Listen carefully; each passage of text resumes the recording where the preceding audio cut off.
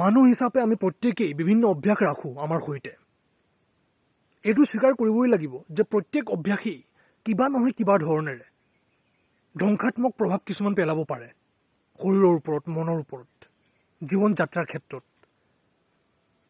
কিন্তু এইটোও বুজিব লাগিব যে কিছুমান অভ্যাস লাগিলে প্ৰত্যক্ষভাৱেই হওক বা পৰোক্ষভাৱেই হওক অধিক ক্ষেত্ৰত ধ্বংসাত্মক হয়। তেনে অভ্যাসবোৰৰ প্ৰতি আমি অতিকৈ সতৰ্ক হ'ব লাগিব। কাৰণ তেনে অভ্যাসে বিভিন্ন অজুহাতেৰে, বিভিন্ন যুক্তিৰ জৰিয়তে, বিভিন্ন আৱেগৰ জৰিয়তে নিজৰ খেল চলাই থাকিব। আৰু যদি আমি সচেতন নোহোৱাকৈ সেই অভ্যাসবোৰৰ ফান্দত লাগি ধৰোঁ, আমি বৰকৈ বিপদ মাতি আনিম। আকৌ এবাৰ ক'ব বিচাৰোঁ যে প্ৰত্যেক ধৰণৰ, যিকোনো ধৰণৰ অভ্যাসেই কিবা নহয় কিবা ধৰণেৰে কিছুমান বিপদ নিজৰ সৈতে লৈ আনিব পাৰে, কথাষাৰ হয়।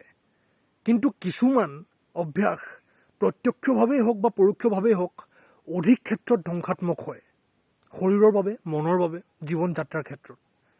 সেই অভ্যাসবোৰৰ ক্ষেত্ৰত আমি অতিকৈ সতৰ্ক হ'ব লাগে। তাকেই নকৰাকৈ যদি আমি বিশেষকৈ তেনে অভ্যাসবোৰৰ ক্ষেত্ৰত অচেতন হৈ থাকোঁ, বিভিন্ন অজুহাতেৰে সেই অভ্যাসবোৰ চলায়ে গৈ থাকোঁ, এই যুক্তি দি, এই আৱেগ অনুভূতি প্ৰকাশ কৰি যে আমি সেইবোৰৰ গোলাম হৈ পৰা নাই নহয়, সেইবোৰ চলাই আছোঁ আৰু না, সৎ সাহস গোটাই আমি প্ৰশ্ন কৰিব লাগিব, চালি জাৰি চাব লাগিব যে আমি এনে কিছুমান অভ্যাস পুহি ৰাখিছোঁ নেকি যিবোৰ অধিক ক্ষেত্ৰত বিপদজনক হয়, প্ৰত্যক্ষভাৱেই হওক বা পৰোক্ষভাৱেই হওক। বাকী অন্যান্য অভ্যাস যিবোৰ ইমানকৈ বিপদজনক নহয়, যদিও কিবা নহয় কিবা বিপদ সেইবোৰেও মাতি আনিব পাৰে, সেইবোৰ ক্ষেত্ৰত ঠিকে থাকে এক সচেতনতা ৰাখি থাকিব পাৰি। সেইবোৰৰ ক্ষেত্ৰত আমি অতিকৈ সতৰ্ক নহ'লেও চলি যায়। কাৰণ সেইবোৰ ইমানো বিপদজনক হ'ব নোৱাৰে, সেইবুলি আমি বুজি লৈছোঁ।